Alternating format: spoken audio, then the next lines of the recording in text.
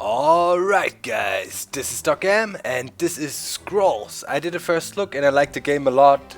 For a matter of fact, I got like addicted to the games and played 115 matches. And yeah, it's amazing. 144, surrendered for 12, although the surrender is a bit stupid. I unintentionally clicked the tutorial a few times, and if you quit out of the tutorial it counts as a surrender as well. That is stupid, because normally nobody surrenders in this game. Just keep on playing. So yeah, if you join the tutorial, because you constantly misclick if you go on quick match, and yeah, don't surrender in the tutorial, I realized later. And yeah, I played a lot. As I said, here is the trial list. The checked ones I did already, and I arrived at the hard trials. And those are literally super hard. You need a lot of luck to beat them. It's not so much about strategy, it's about card draw. But this is a good way to collect gold, which is the currency in the game. Either playing matches against others or playing these trials, and you can earn money and then build your deck. And I started off with growth. And let's check out my deck. I upgraded it quite a bit. In the store. Yeah, let's quickly look at that before we look at the deck in detail. You can always buy scrolls, and I always went for this here. Growth scroll, random growth scroll, and at the moment we have 1428. I'm saving up for a second deck, and I think I will just buy one of these pre-constructed decks to get an overview, and I think it will be order. At the moment I'm playing growth, and yeah. Also, I invested $1,000 in one of the kinfolk here, because that was fitting to my deck. And yeah, that's what I did. Growth scroll after winning. You can also buy shards, but with the shards you cannot buy scrolls. With the shards you can only buy these pre-made decks, and yeah, that's about it. So to get new scrolls you better play, right? So it's the good point about there is a real money currency, but it doesn't affect the gameplay, which is awesome. You can also sell cards. I constantly did that when I didn't need them, and eventually ended up with a deck that is pretty good, but of course only grows solidly. And I found out it is a good deck against standard opponents, but for higher skilled players you definitely should start to mix up your deck. And order and growth goes fairly well together, so I want to try that out first. But for now we're gonna stick with our growth deck and try to gain some money. So what do I have in there? First of all, there's rare cards I got, but we will look at them. So the ancestral totem I got, and 3 of them always. So yeah, they just give you +1 attack on all creatures. That's very useful. Next up is another buff. This is Bear Paw. It's a very, very good enchantment. 2 attack and 2 health if you play it on a creature. Really good. This is the Brother of Wolf. Also 3 of them. You should have a lot of creatures in there. A nice balance between buffs and creatures, but not too many creatures. And if you have them, not go over 50 in total scrolls. And try to have 3 of a kind, so the chances are high you get them quite often. So the Brother of a Wolf is in there, which is a nice defensive, tanky, but also attack card, and it also can summon a wolf, which can create nice synergy effects with other wolves. Then another buff, another 3 cards of them. The Champion's Ring, which is common, just gives +2 attack, but if stacked can be devastating.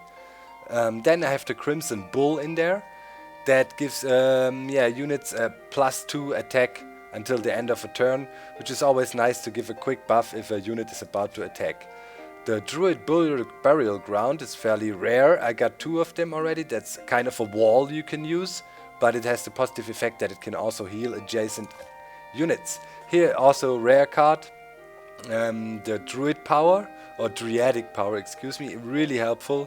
+1 attack, but +3 health.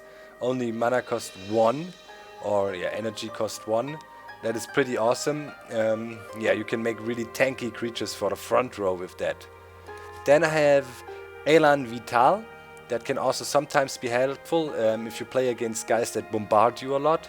The unit heals each round. Here's a standard wall. but it's an eternal statue. It has an advantage that it also heals a hit point around. Then I have a very rare card here, the God Hand. Yeah, all units gain +2 attack until the end of turn and have their countdown decreased by 2. So this can be used for a devastating final blow. If you have everything lined up and you want to get all your units to attack. Here is a very powerful and very useful card I use quite a lot in my setups. This is the Great Wolf. With each additional wolf you have played on your side, it will gain attack. So in combination with the brother of the wolf who can actually spawn wolves and other wolves, you can buff this thing a lot in combination with the other cards. And it has the Relentless feature, which is awesome. It means it keeps on attacking until all its attack points are used up. This is very, very helpful. Here we have the Kinfolk Brave. This is a very cheap early game character. Has no special traits, but if you get him out early and buff him up, it can also be really helpful. Here we got a very strong card. It's a Kingfolk. I'm always call him King Carl. It's a Kingfolk Jarl. For each of units next to him or adjacent to him, he gains attack. He is also with the Relentless perk, so that means this guy can be really powerful. As you can see, he's also tanky with even 6 hearts, but also expensive, more end game. Then we have these bad boys, the Kinfolk Veterans. They are devastating. They have haste. That means as soon as you put them down, they will attack, and this with an attack force of 3 unbuffed, which can be very nice to confuse your opponent with fast-paced attack right after playing the card. Then we have Mangy Wolves. It's a powerful wolf unit. I also use them. You can buff them, and in combination with a White Wolf or Grey Wolf, really good. Ragged Wolf, that is the cheap wolf, also has haste. Countdown 0 when it comes out and comes to play. Attacks, it's also useful. Those are especially useful to buff or as early play units. Then we get Rallying, very useful spell. Not as powerful as the God Hand, but also very powerful. You can rally your troops and attack all at once. Then I use Fertile Soil. It's also a rare card. I don't only have one of that yet. And you can draw 3 new cards by sacrificing a creature. This can sometimes be really helpful if you're in a gridlock and need to switch out. And to top it off, you have a Vetter of Wild. Vetter, I would call him. I call him Vetter It, or Vetter Wild, because it kind of looks like it with the beard. And when you play him, it's also an early card. You should, if you're lucky, and get him out right away, and then you can buff him up. He can be really powerful. So growth is all about kind of buffing your creatures and getting them out quick, and at the moment I'm fairly satisfied with the deck composition, and I recorded a match and I want to try to post-comment it because it's a bit difficult while you play to constantly explain what you're thinking and what you did, and that should give you a good overview about a basic strategy that can be applied. Later down the road, we could have definitely also try some of the challenges here, the trials, as they give you good money. For example, the Mega Augur here gives you 450 plus the gold you make in-game. But it's devastating. You start up against a Mega Augur, which is buffed and super strong, and so far I haven't found a valid strategy, or almost had it, but was unlucky a bit. So multiplayer, really easy. You just click quick match, choose your deck, and you will call up for a quick match. It's no problem. I played most of my matches was quick matches actually against others. I have played one ranked match which I actually won. One single one, and that's about it. So let's jump into the gameplay footage, and I will try to explain about the basic strategy for growth here, the one I use, and I'm looking forward for new ideas and other strategies you guys use. Should be interesting. So let's do this. Alright, and here we are. Let's jump right into a match, and there you can see my starting hand. I'm trying to commentate over the video. First of all, I sacrifice one card to gain power, as I have the Fetter It there right away. Try to bring him out and hope I will get a buff so I can strengthen him. It is risky, to play your wolf right away, or your Vetter It. If you play against nature, they might come out with a creature that has haste right away and then immediately attack it. That could suck. He already sacrificed a card, passed the move on to me. We sacrifice a card as well, and as you can see, I have energy 3. That is an advantage of Vetter It. If he is out on the court, so to speak, if he's playing, you get an additional energy shard. So that's nice. So he's coming out with his first units here. Attack of 1, that would be good enough to take out my Vetter It, because he has only a health of 1. So he's fairly weak. We need to think about protecting him, and we had a bit of luck here with the draw. We at least get this protective 4, which also heals, which is nice, but I would rather have had another buff here. And yeah, I sacrificed the totem, and yeah, there we go. First attack, of course, was not too strong, but at least we are safe now from his counter attack. If you play against order guys, they normally will bring out a lot of units, and yeah, you cannot be phased by it. They want to gain map control. In general, talking about map control, yeah, and then he used Zap. It's kind of a lightning strike and zapped me out, so my unit is gone, which should hurt me there. And he already has 2 out, but as we have our defensive structure, he's taken care of for now. Now I sit at 3 and I have to make a decision. I want to get out a creature, and yeah, so I dropped the Crimson Bull, which is an attack buff for 1 round, and yeah, decide to go to the next round, and I want to shock him now and come out with a veteran right away and counter attack him. I don't see him breaking my fortification here at the moment. He uses focus, that will improve his attack to 4, which is already dangerous for the wall, and he brings out another crossbowman. He has an attack of 5. He's buffed. The guy in the middle, and he brings out another statue there, so I was concerned. I was literally concerned, because I thought, oh okay, he knows what he's doing. So we survived this attack, and you can see by the blinking light indicator which of his creatures will attack in the next round. So next up is the priest there. Bowman has 3 turns to go, so we're not in danger. I play my veteran, and the turn in veteran has haste and comes out and smacks out his frontline attack right away, which he definitely didn't like. So next up is his priest to attack. Our wall is down now. You can use control to show all the health stats. I did that ever so often during the match, hopefully, so it should be easier to follow. And yeah, so I'm waiting for his next move. I was talking about map control. It is fairly important to control the center of the map, and yeah, here he spawns in a spearman. Spearman is more defensive unit, 4 hearts in defense, only 1 in attack, and the next round is there. Now we have the choice between another veteran and yeah, the Kinfolk Brave, and of course, as I have 5 energy already and then I split the cards, you have the option to sacrifice or split. I play that, and we weaken him with the first attack already, which probably annoyed him again. So now it's a nice face-off. You can see no damage done to idols at the moment. You can tell right away if that is the case. You know, the players which are playing kind of know what's up, because beginner players have a tendency, I saw really beginners, to attack constantly the idols and don't think about map control too much. I play a buff, Daedric Power, that will increase, and yeah, the attack and defense. I bring out Vetter It and play an attack buff, which was a nice move here.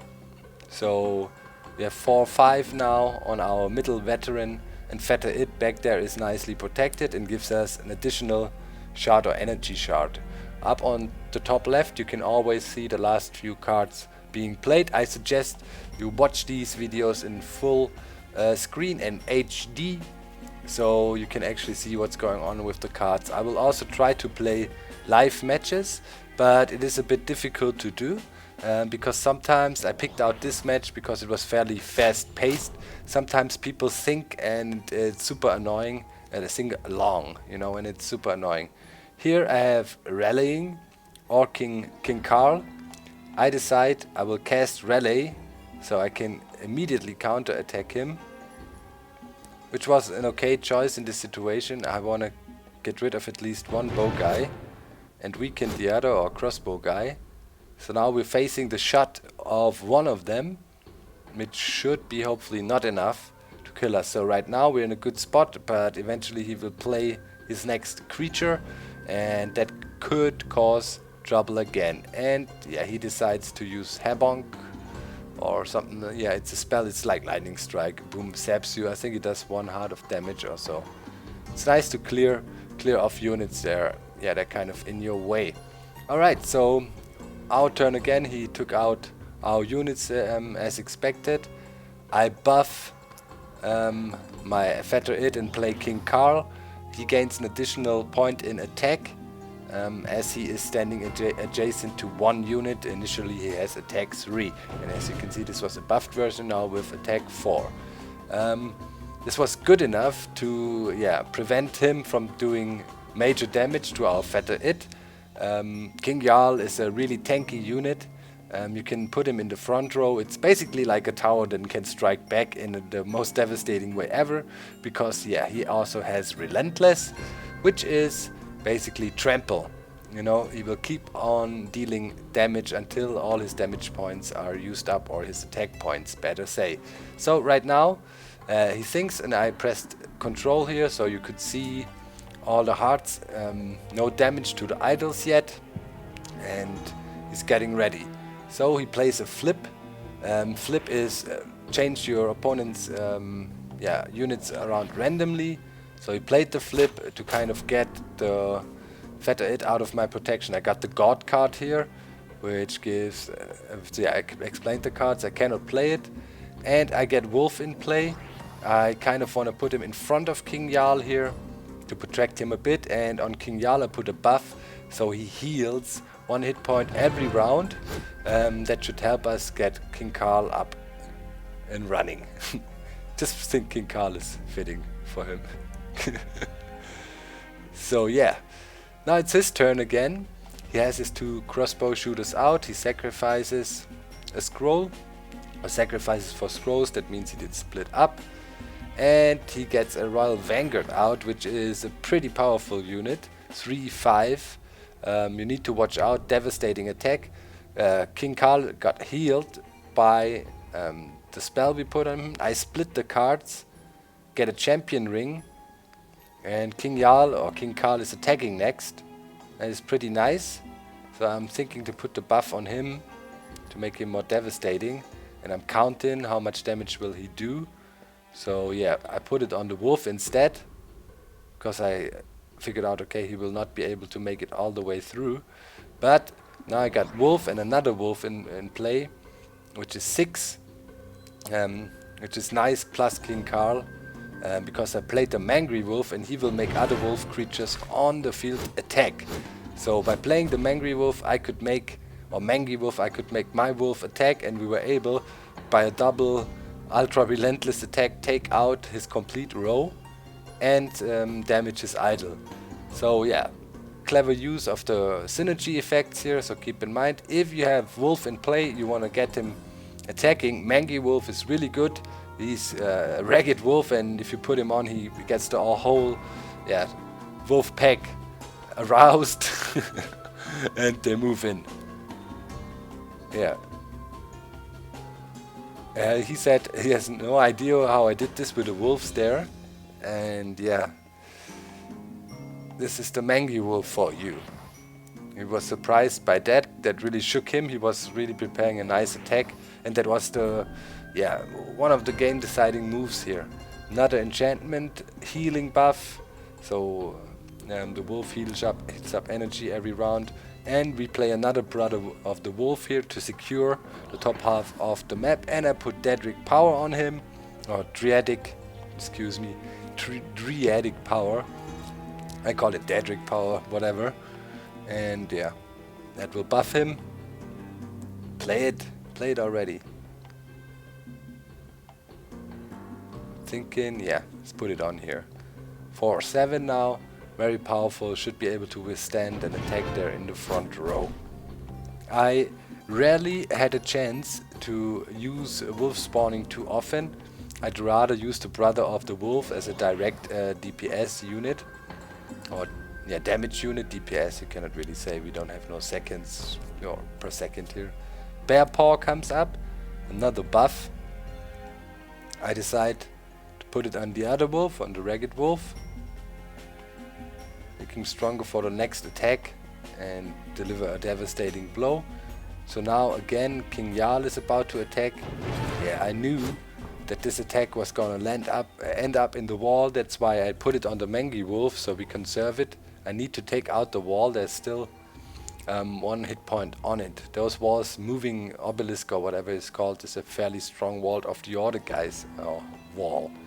He played a Crown of Strength. It's also a buff for his guys. Now he's contemplating what to do, and you can see the flashing light indicating which unit will attack next. But as we nicely buffed our creatures up, we don't have no problem. I split up again, and I end up with another Mangy wolf. And by playing that, you could get the whole wolf pack to attack. Look, damage wise it should be good enough. We should be almost able to plow through. So first damage buff, this gives damage +1 to all creatures on field, and then yeah, let's wait 1 round. Take out this first and we can finish it off. So I could have played the Mangy wolf, was not needed there, because I knew just gonna take out the wall in the next round. He's defenseless for now. Worst case scenario is if he brings out the wall again. So yeah, you want to go for a quick decision, but I decided against the Angry Wolf. I think there also, because he chatted, I don't know how you did it with the wolf. I think I contemplated to not do it, to kind of hide it from him a bit. And now he tries to go for an attack on the middle lane. Not really successful. The guy he has in the first lane, he is one of the guys that can attack twice. Now I know King Jarl is about to attack. I tried to clear some space. Actually I want to move both creatures up, but couldn't. So yeah, I think I move King Jarl up here. Yeah, King Carl. He will attack relentlessly and take out most of the guys there. Now I play the Mangy wolf, and you see both wolves attacking now, and put down a defensive structure just to be sure. That is taken out. King Jarl plows through, and we almost took him out completely again. And yeah, now it's only a question of time until we can deliver the final blow. We don't have to fear anything. He should not be able to attack anywhere. And you see, I protected one side. This game went really well because he was not even able to damage one of my idols so far. He probably will do a bit of damage, but that is not important for us. And yeah, wolf is down to 1, and I get another strength buff. I look and we see 5, that is done with. And I decide I wanted to move upwards, I can't. So yeah, random wolves, just to bring out more cards. They will be able to attack immediately. Another blow on his idol, and another attack on top, and yeah, the idol on top is almost done with. And yeah, you see, basic strategy, get control. He used the zapper here, I think. Get control of the center of the map. If you have that, you don't have to worry about idols. In the long run you will definitely grind them down, especially on the side you control. You should have a bit of defensive structures and kind of hold your position there. And keep on buffing your units until they go into berserk mode, especially with the grey wolves in combination with other wolves. It can be really, really devastating. And here we get another Kingfolk veteran. You see, it pays off to have high mob count in your deck, compared with or paired with a lot of buffs. If you have a lot of mobs or units, you will probably get them often. Alright, so yeah, here we go. The final attack. And I let King Jarl do his thing one more time. King Karl, take him out, and we have a victory. That gave us 316 gold in total. And that's it for this match. Yeah guys, so you saw the basic strategy I applied with my deck here. Against Order it does well already, but I also can get into trouble if I don't have a solid start. At the moment I'm kind of winning more games than I lost. Sadly there is no, for the statistics it's not separated. Those includes my single player games, the trials and everything, and I tried the Golem trial at least 15 times so far and didn't manage to do it, so kind of counts everything. But still, it is okay.